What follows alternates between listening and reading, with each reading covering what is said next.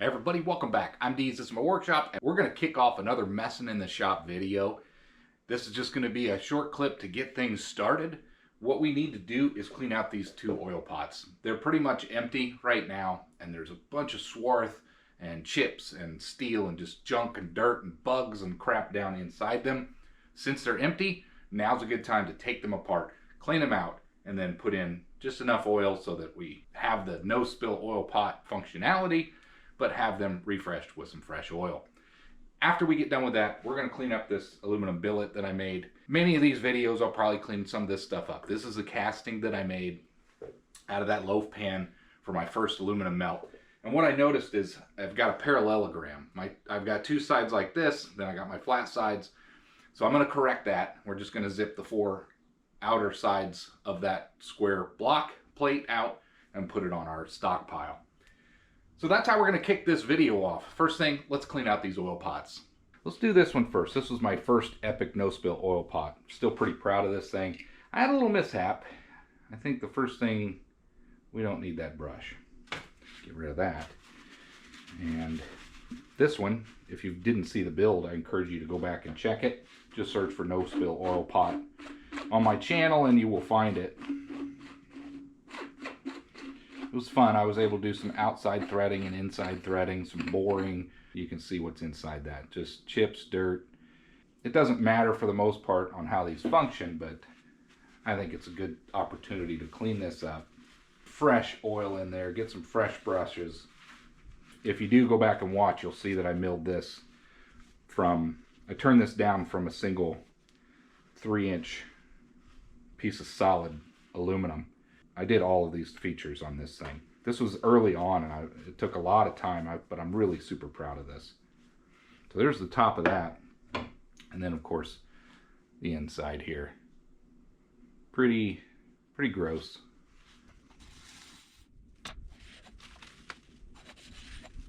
Bristles from the brush that come off.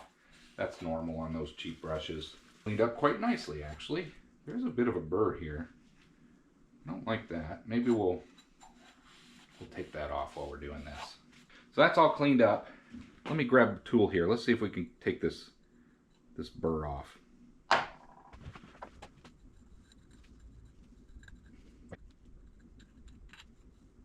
it is.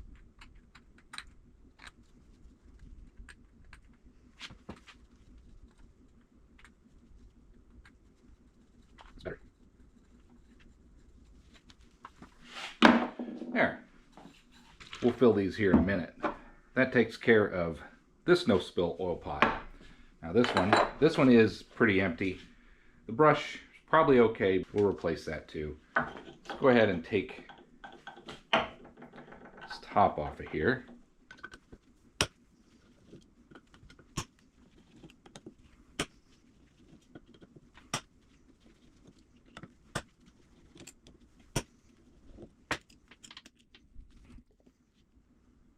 There, you can see just how much is in there. And that's for me cleaning up this aluminum. That's just what happens. But you can see the functionality of this. It works really well, actually. These turned out really well. Let's go clean this one out.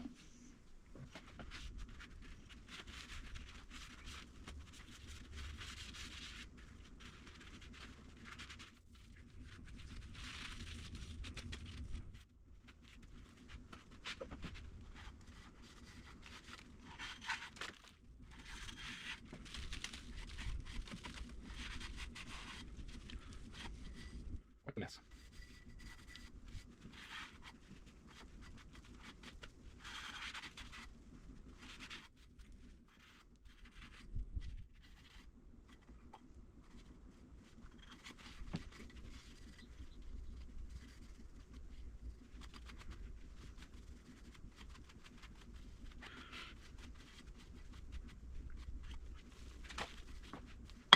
Got them pretty clean.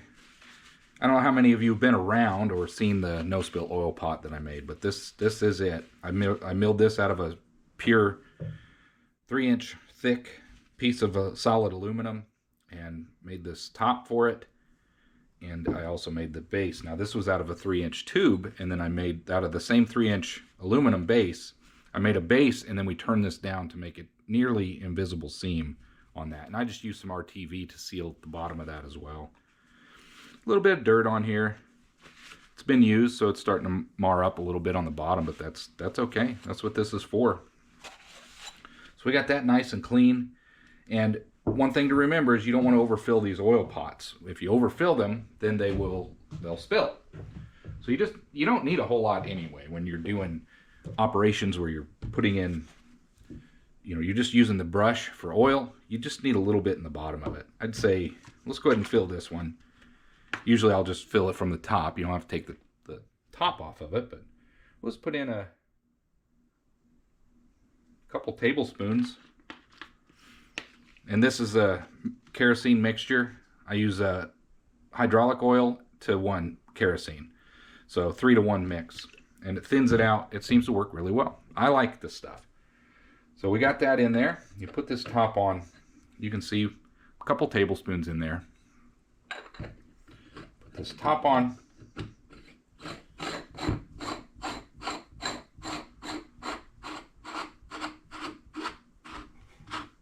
little crunchy.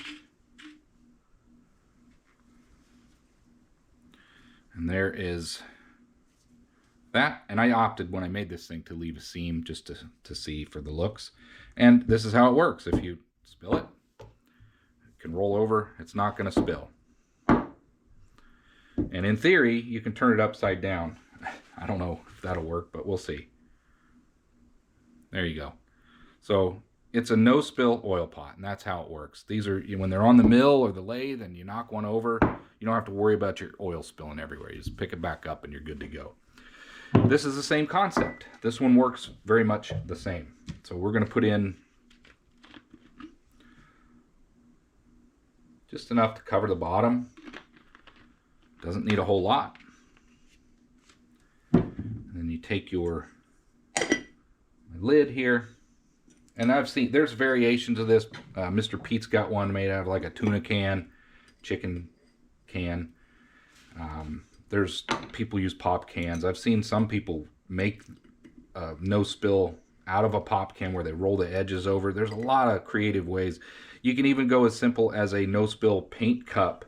You can get those things pretty cheap on Amazon or Temu or AliExpress or any of those really cheap sites, Amazon Haul.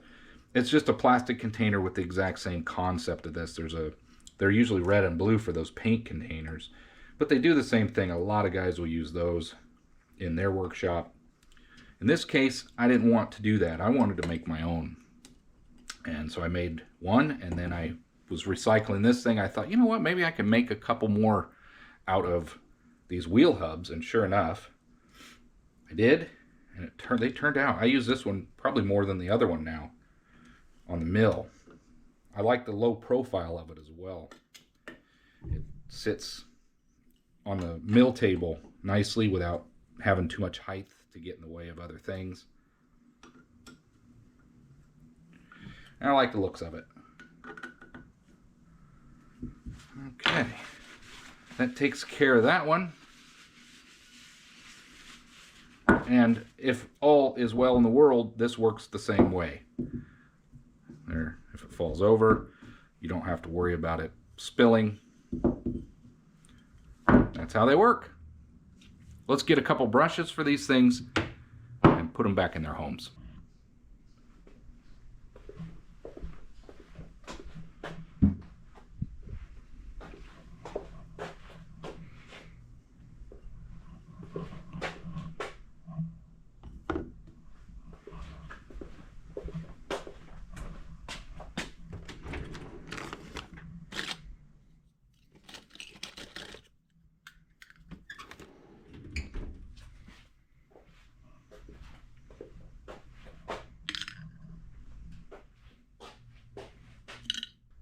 Well, there you have it. A couple simple little projects to start off this mess in the shop. Next thing we're going to do is get onto this aluminum billet, and we're going to square up the outside of that, and we can call that project done.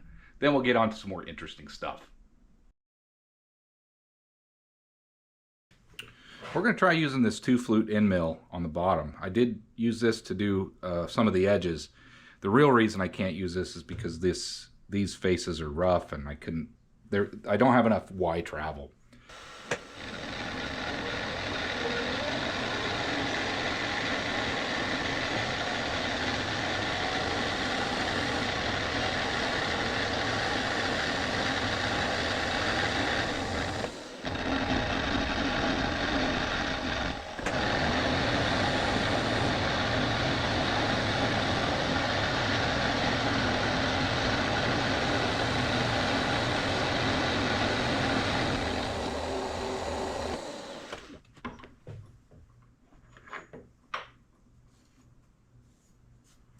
Need to do a little bit of deburring there.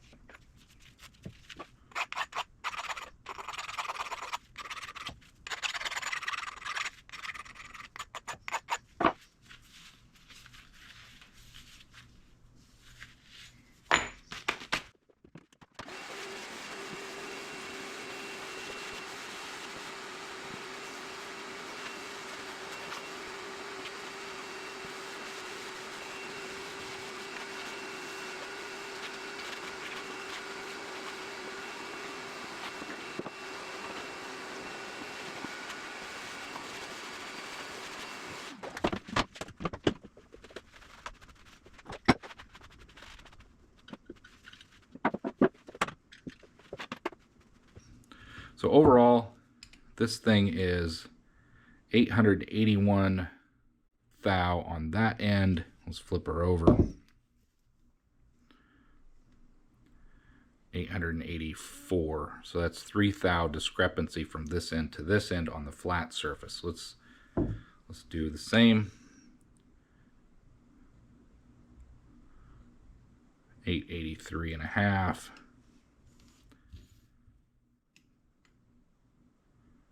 885, so that's 2.5 thou out. That's not so bad. Now the sides that I just milled,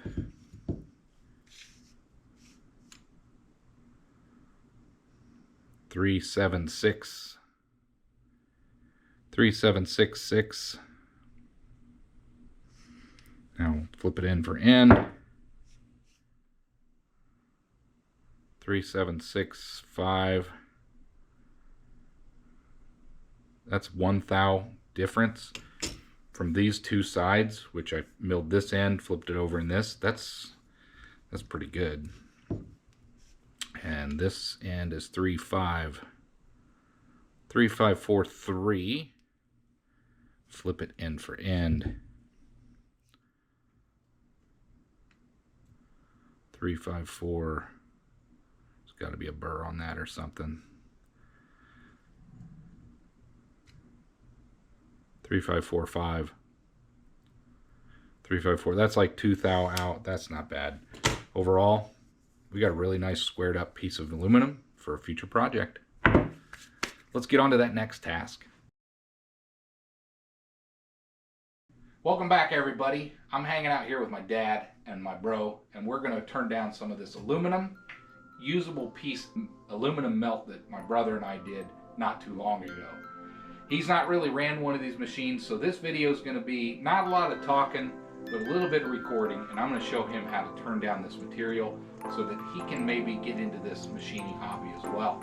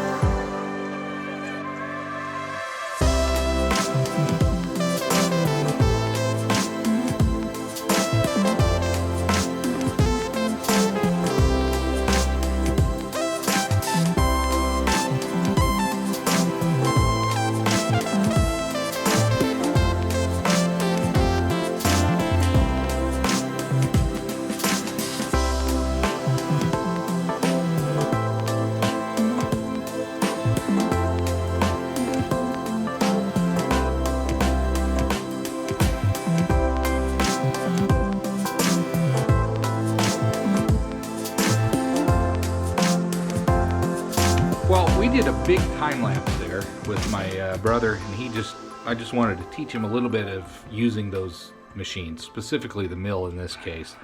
He also helped me melt down this aluminum, and he's got several billets of his own. He actually used his own. He's been collecting pop tabs for a really long time. Let me put a picture in here of what we ended up with before we melted it. So all those pop tabs that you saw, he's been collecting those for years and years. So we took a quick picture of it. His whole goal was to fill that entire jar. It was just going to take him until he was 90 years old. That wasn't going to happen. So we decided, now that we got the forge going, let's go ahead and melt those down. So he melted his own down, and he's got his own set of billets and some of the raw stock. And so he has that, and he decided, I'm going to come down. We're going to mill that down and just make a square piece out of his own stuff. He's been collecting that for years. And that's what we ended up with. So he is going to test this right now with a digital caliper and just see how accurate we are. We should be within 2 or 3 thou on any length of measurement with this. It should be better than that, but of course there's always oil, there's debris, there's dirt, there's dust. And if you all know, 4 thou is a piece of paper, right? So we're not talking much. So he's going to measure this stuff up, and we're going to see what we ended up with. So 1.5 inches, 151. Let's use the Mitutoyo. That needs a new battery. Okay, let's try this one. 151.7. 151.75. Let's check the other end. 151.65. 1 thou out. Total thickness. One end. Over 1/2 inch. 573. Let's check the other side. 57. That's better. 574. 572. 57. Kind of wiggle it. Like as you're pushing. 573. 572. We are on spot on the money. If anything, a tenth off. 1/2 tenth. That's not bad. 339. 3391. Okay, what's the other side look like? 33885. That's 5 thou out. That can't be right. Let's try this again. 33875. Let's try this again. Get these level up here, right there. 33865. So that's 1 thou out. This is good. We are, if we're out at all, we are 1 thou discrepancy between all dimensions on this part. I've got that mill crammed in really good, and I did a video on that not too long ago. Super happy with that. My brother's got a really nice billet. He can do something with this in his own workshop, or he can bring it down here and we can make it something cool out of it. But I appreciate you all watching, and that's a fun little project for today. Thanks for watching, and let's get on to that next task.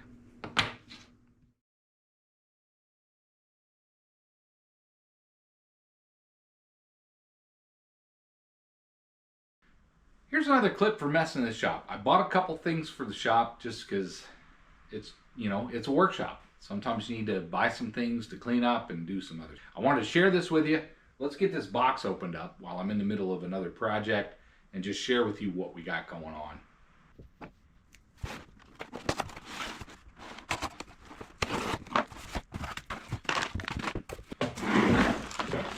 Well, here's what we got. I bought some hand wipes. Now, these are citrus-based, I believe. They were the cheapest ones I could find on Amazon, but oftentimes I'm out here, I'm working on something, I get grease on my hands, I want to go in the house, and I always have to touch door handles and things like that, and I want to be able to clean up before I go in the house and get grease and things on different things. Sometimes out here I want to wipe something off that's greasy that, I don't have a degreaser or whatever. So I bought these hand wipes. This is like I said, they were pretty cheap. This is Tub O Towels. Heavy duty cleaning wipes. I got no sponsorship. I got nothing to gain from these folks. This was just online. It was about the cheapest I could find. And so I went ahead and picked them up, and I thought I would give them a shot. See how they do. There they are. Very citrusy. So we need to put that lid on.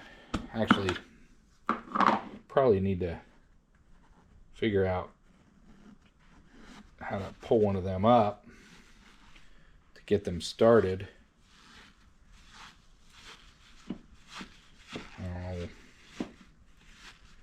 If we can get it started right, then they should really pull up as I need them.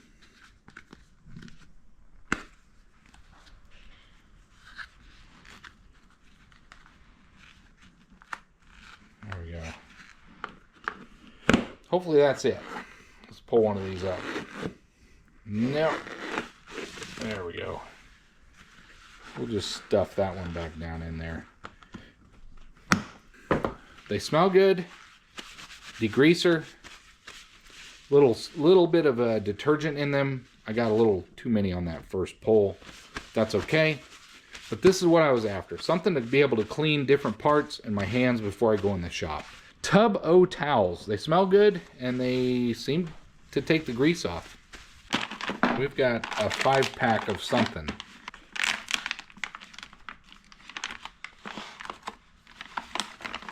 Oh, nothing to do with the shop, but we did buy a 5-pack of USB-C to USB-A cables.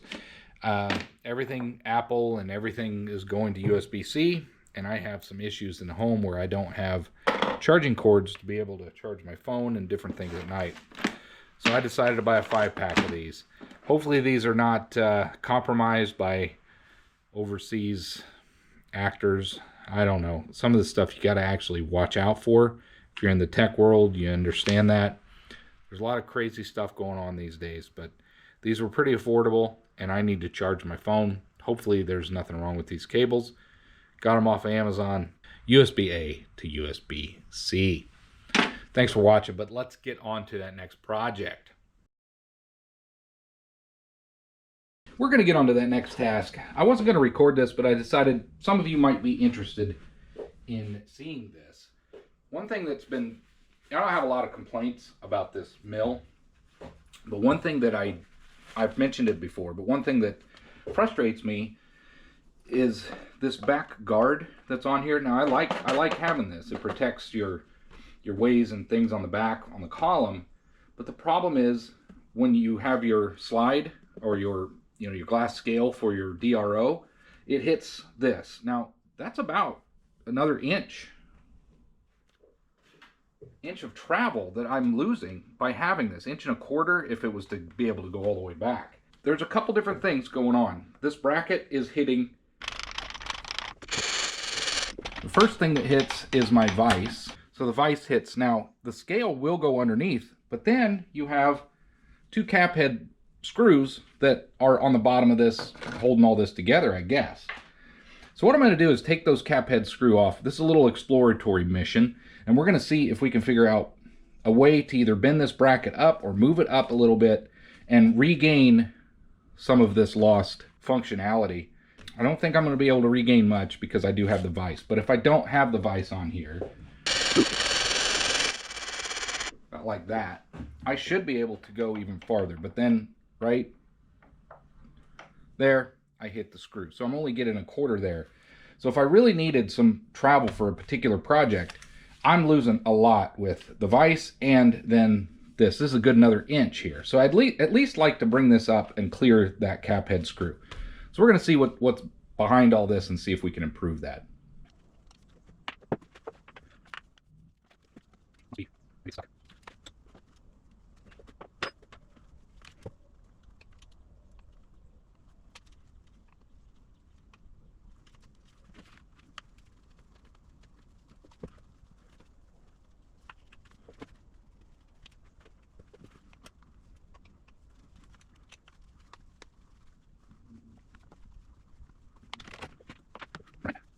How that works.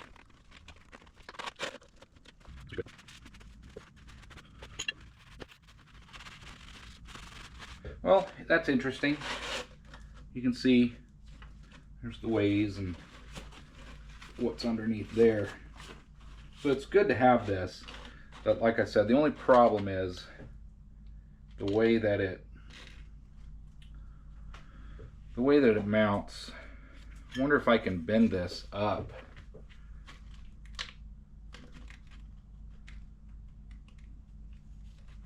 So these are thread. This is what's threaded. Maybe I got some thinner head screws that'll work. Let me see what I got. All right, I got a couple plans to see if we can tackle this. The first thing is I'm going to mount this instead of underneath like it was. I'm going to mount it on top. That will give me just a little bit more height from this one. And then in addition, I'm going to use these flat. Well, that's not going to work. Sorry. Still got to do this. But I'm going to use these flatter screws. That'll give me a little bit more clearance.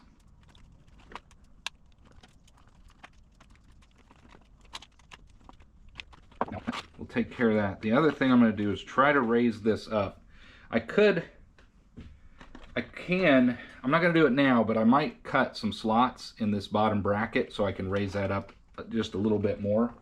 But what I'm going to try to do for now is just get this screwed in but lift it up as high as I can, just to give me just that fraction of an inch more. But now I know what I'm dealing with if I want to tackle this in the future. Well, there was one more component that I'm forgetting, and that is this shield here. Don't want to forget that.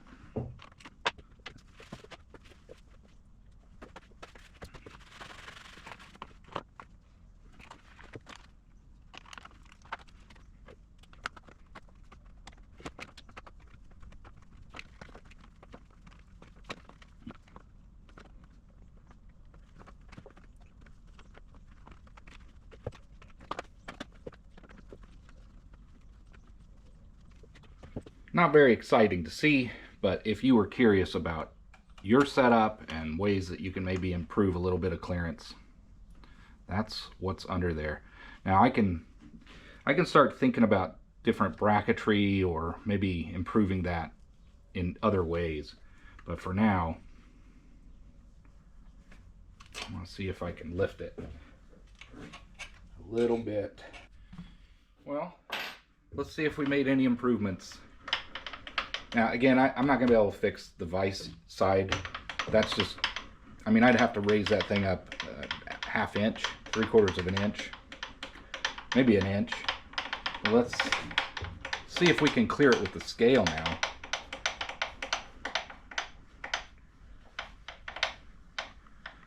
There we go. We did make some improvements. Now that is full travel right there. I can't go any farther, so I'm never going to achieve further than that. Well, let me double check that. Yeah, that is full travel. So about halfway across the back with the scale. It would never impede on this anyway. I think for now, I think that's a good improvement. So you may want to consider putting some flat screws on the bottom of that thing in order to give yourself, you know, that's a good 3/4 of an inch travel if you're working on something. And that could mean needing, you know, the difference between finishing a project in one operation or needing to do 2 setups. So I think we made a little bit of an improvement, but at least we know what we're dealing with if we ever want to tackle that again. Thanks for watching. Let's get on to that next task. Hey everybody, welcome back. I'm Deez. This is my workshop, and this is going to be another clip for Messing in the Shop. You actually might get a glimpse of my dad and brother in this particular Messing in the Shop in a few different segments. Don't mind the hair, it's just fuzzy today. We're going to go and show you something that we acquired for the shop. We acquired a Porter Cable bandsaw. This is a real deal bandsaw. This particular bandsaw is model PCB 330BS bandsaw. It's a 14-inch bandsaw. It takes 93.5-inch blades, and my dad did not have any metal cutting blades. All of his were for woodworking. He used this thing lovingly, but not that often. And with some of the troubles I've been having with my portable bandsaw, I said, hey, do you mind if I store this bandsaw for you and maybe take advantage of it? He said, yeah, I'm not using it. Brother and my dad brought this down to me. We got it positioned here in the shop. I'm not sure if it'll live here permanently, but this seemed like a pretty good spot for it to start with. And I went ahead and purchased some blades that we can use and outfit with this so we can start cutting some metal and give this thing a test. I think before we get too far along, we'll clean it up, kind of inspect it, and I'll bring you down here and show you some of that stuff. I want to clean the rust off of the table. It's just got some slight surface rust on it. I'd like to get that cleaned up, maybe oil it up a little bit, and just clean this thing up overall. I did a test cut with some wood. It's much quieter than the other one, cuts just fine. And so there's a few blades for cutting wood, but I want to use it for cutting metal. So we did acquire a couple bimetal cheapo PowerTech from Amazon blades just because I wasn't sure what I needed. I didn't want to buy anything too expensive right away. I just wanted to see what this thing could do. And I was a little confused on what size blades to get, so we're going to see if these work. So we'll get those outfitted to this thing, and we'll just go through it, clean it up. My dad did have a nice base for this where we can roll it around if we need to get it out of the way from the wall and cut something nice. And that's it. There's not a whole lot of accessories with it. You got your top where you can access your blade, easily put it in and out. You can loosen it up and tighten it with this knob at the top. It's got a bearing guide here in the back. You can tighten and adjust that stuff. You can raise and lower this guide here to keep your blade stable. And then there's a shelf in the bottom.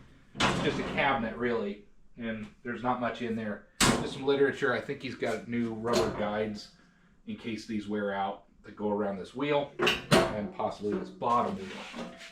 It just needs cleaned up. It's in pretty good condition, just a little bit of sawdust. And it also has a nice, I can hook a vacuum up to it for my metal chips at the bottom. I may use that as well. Cutting some of this aluminum has just been a terrible mess. I'll bring you down a little bit closer so you can take a look at this thing. We'll get some lighting in here so you can view it. And I'll just share this thing with you and we'll get it cleaned up together.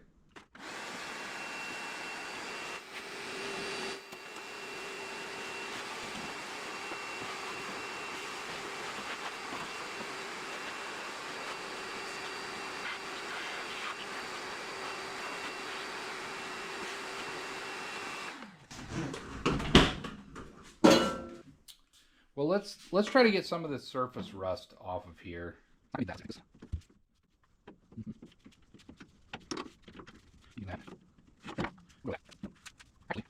So I think we need to lower this.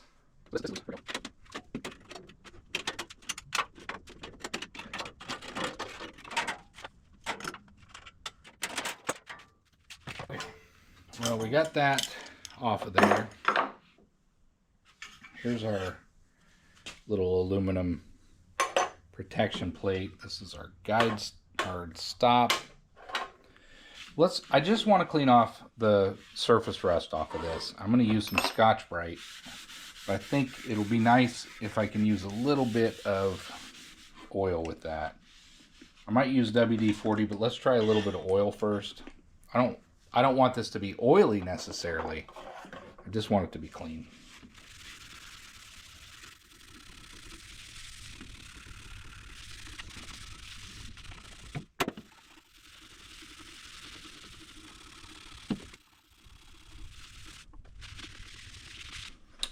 Well, that's a lot better, and honestly, that's probably good enough for what I'm going to do.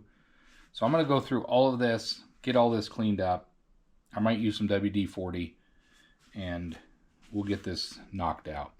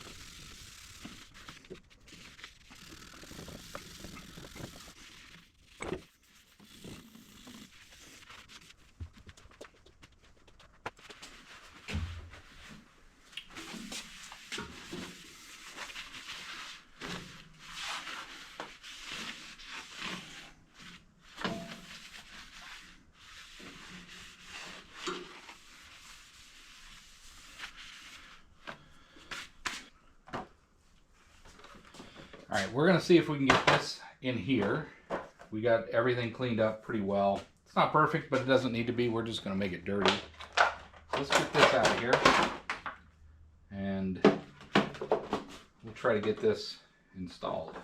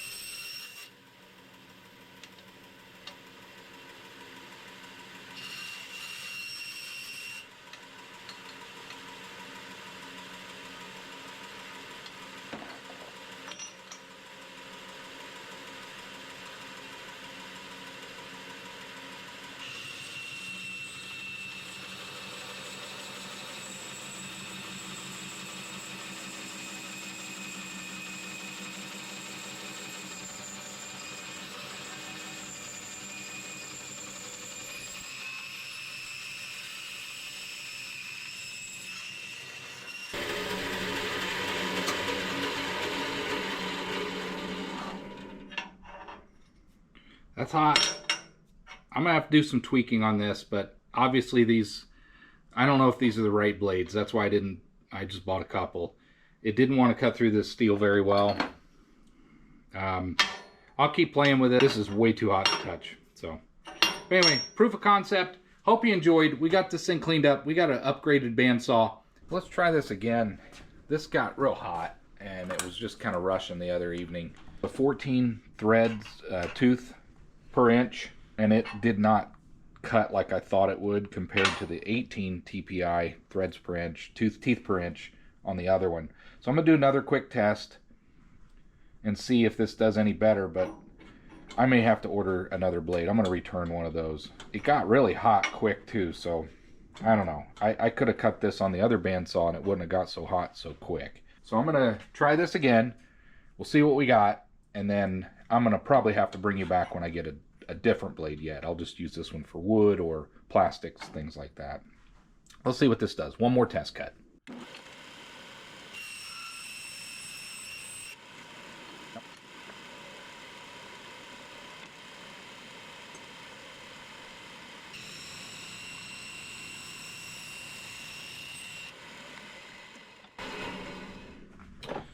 Even that didn't cut.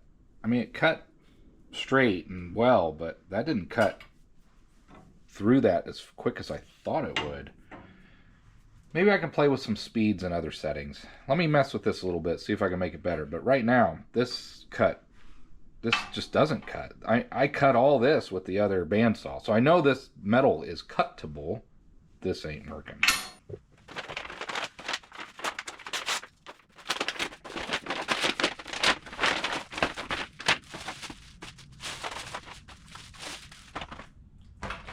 Let's try this again. This looks like somebody returned it though. So, I don't know, if this doesn't work, then I'm gonna send it back.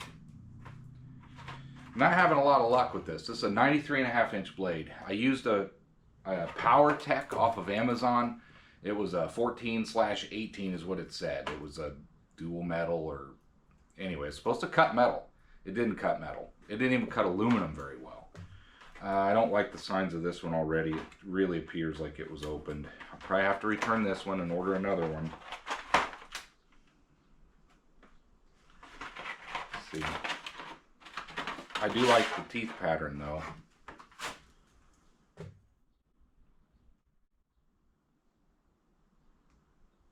Oh, it looks like there's oil on it. So this is 3/8, not half. On my Harbor Freight one, those are 1/2 inch wide. It doesn't matter. I should be able to cut maybe some more intricate, you know, tighter curves on occasion that I need to do that. I think I'm going to try this one. It doesn't look to be used. I don't know. It does kind of have... Now we're going to go with it. I think it's new. I just think the box is kind of jacked up a little bit.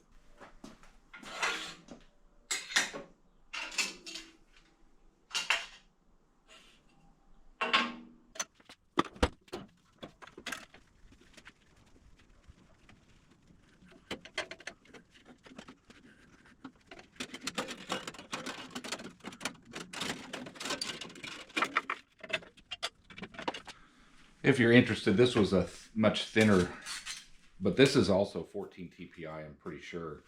But it would not cut steel. I tried this smaller blade.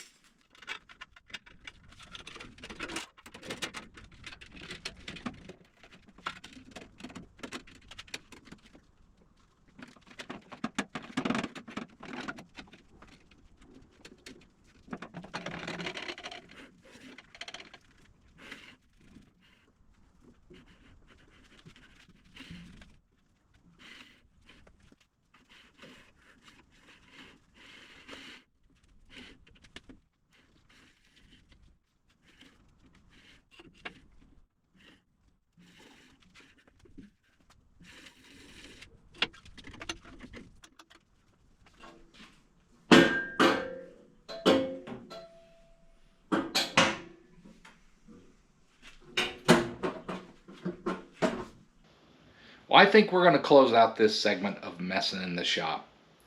This bandsaw, I put it in the beginning of this segment. I probably won't keep it. And what I mean by that is, this is my dad's bandsaw, and my brother also has some investment into it. Him and my dad went in halves with it, which is fine.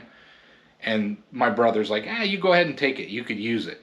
The problem is, I bought blades that I thought would work for metal, and it cuts worse than this stupid Harbor Freight bandsaw. Now, I'm sure that if I play with the motor speeds and I change the belt and I change the pulley speeds, maybe if I get the right blades and all that stuff, I can get this thing to cut metal.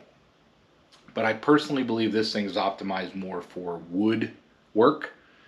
And the other problem is, this thing has, the blades are 20 for the cheap blades are 20 bucks a piece, right? I don't want to spend 50, 60, 80 bucks per blade. This Harbor Freight one, sure, it ain't perfect, and I got to replace the bearings on the thing, but the blades, a 2-pack of blades are less than 20 bucks, 18 bucks, 15 bucks on sale.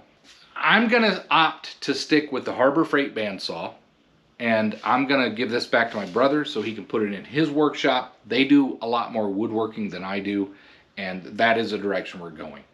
With all that said, though, we are going to close out this portion of messing in the shop. I am not going to keep this. This is going to go back to my brother's workshop. I am going to continue to use this silly Harbor Freight setup that I have, but I am going to change something. I painted, dumbly, I painted the table. Let me show you. So I painted this table with just regular crappy black Walmart paint, spray paint. When anything gets hot, it sticks. It melts this paint. I need to either replace this or sand this down and put some high temp black spray paint on there, like grill paint or muffler paint or engine paint or some sort of high temp paint. But regardless, I'm going to stick with this thing. I will have to replace these bearings again. I already know that.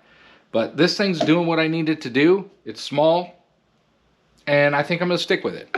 That's going to close out this segment of messing in the shop. Let's get on to that next task. Let's get on to another clip of messing in the shop, and I think this will be the final clip of this particular episode of messing in the shop. But not too long ago, Dave had sent me, he bought this edge finder off of eBay. It was like $2. It was cheap. Free shipping. I don't know how you could manufacture this thing and send it and it'd be delivered for $2. He got it just to check it out, and he didn't care for the snap. And I agree with him. I've tested it. It just doesn't quite snap like you would want it to. And I thought maybe this would be a good thing to maybe take apart, see how it works, and maybe we can improve the design. I'm not sure. This must be like a tapered pin or just a pin of some sort. It doesn't look to be a serviceable device. There's no slot. It's not intended to be taken apart, but I do think I can twist this to get this off this little brass end. One thing I've noticed, just moving this, it's not real smooth. It's almost crunchy, like there's a burr or something on one of these or both of these surfaces. So I thought maybe I can take this apart and we can see if we can improve the motion of this and make this thing snap like it should. So let's first see if we can take this end off of here. I don't know if that means it would thread out or if that means it would, I'm not sure. You know, there's a spring between. But let's see if we can unthread that. Maybe that will do something. No, that's just connected to that spring. Guessing how they assembled it was they put this pin in here, and that is looped into the spring. Now how they would have pulled that down and done that is maybe they put that in first and then this end kind of hooks onto the spring. Let's see if we can pull that out. Yeah, that might be the trick. Okay, but let's try. Need another hand. I got an idea. Try this.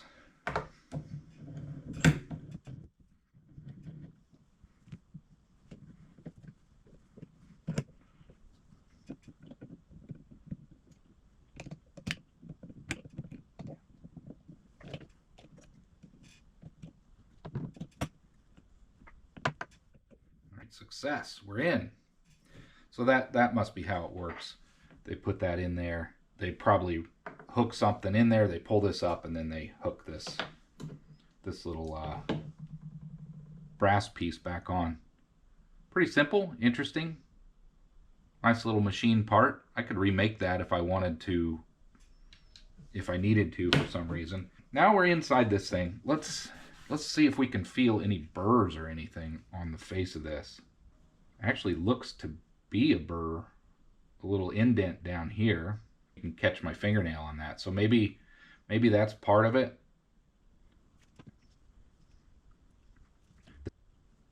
I think what I might do actually is run some Scotch-Brite across that. I'm going to take a hunch here, and this one looks like it might have been pressed in, whereas this side's unmarred. So perhaps if I pound it that way, maybe it's tapered. I'm not sure, but that's what I want to find out.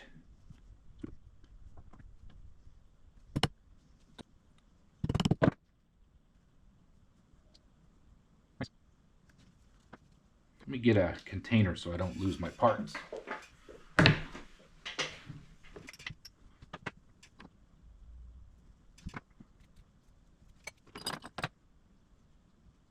So I think what I'll do is chuck these up in the lathe, and I will try some Scotch-Brite first and see if we can clean up these faces. Now we're not going to turn these or anything like that. I'm not going to crank down too tight either.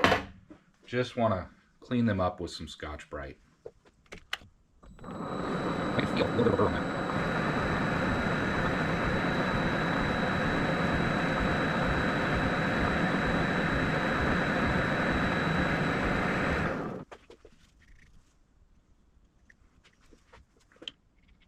Actually feels better already. Let me do a little bit more, and then we'll put the other piece in.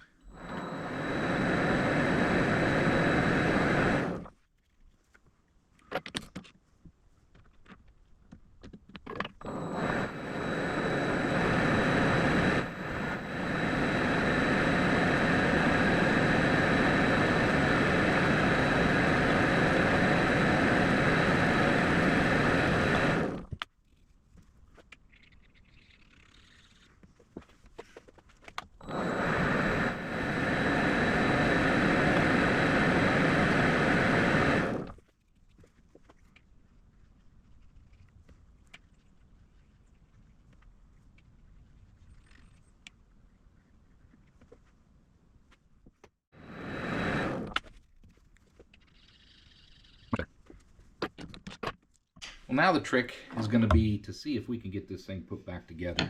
Those two surfaces are much better than they were. So we'll get some oil in there. Hopefully that they will snap better. Let's put this thing back together. So this needs to go in here. Okay, that's easy enough. It just bottoms out. And then this little pin goes back in.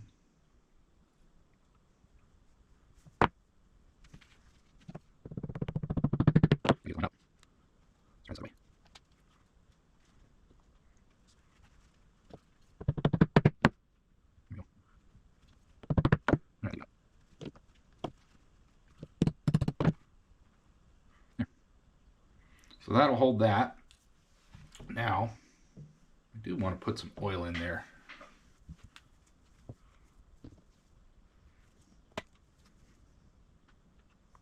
Let's see how that could hurt. Now, the real trick's going to be getting a hook on that. And see if this helps get this out of there. I'm not sure this will work.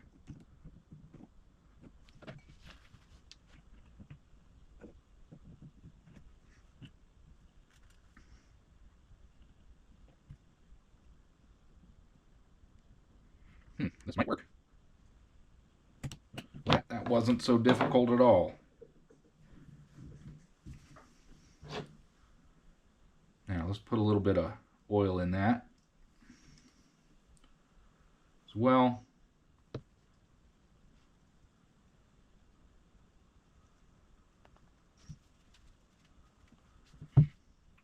That's what's inside an edge finder. I think I might go ahead and just edge find the vise over here just to see if this thing snaps any better. It really just doesn't feel like it's going to be smooth, but we might as well give it a shot. Let's see what the snap is on this. It wobbles pretty good. Bring her down and bring her over.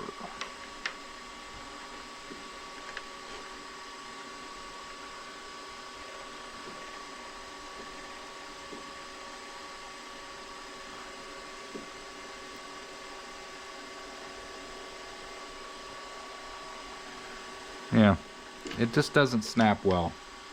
You can see it moves a little, but you know, that doesn't snap like you would want it to.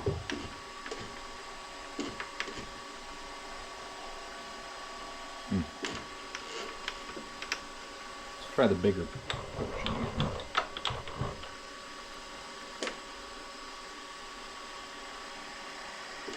Same.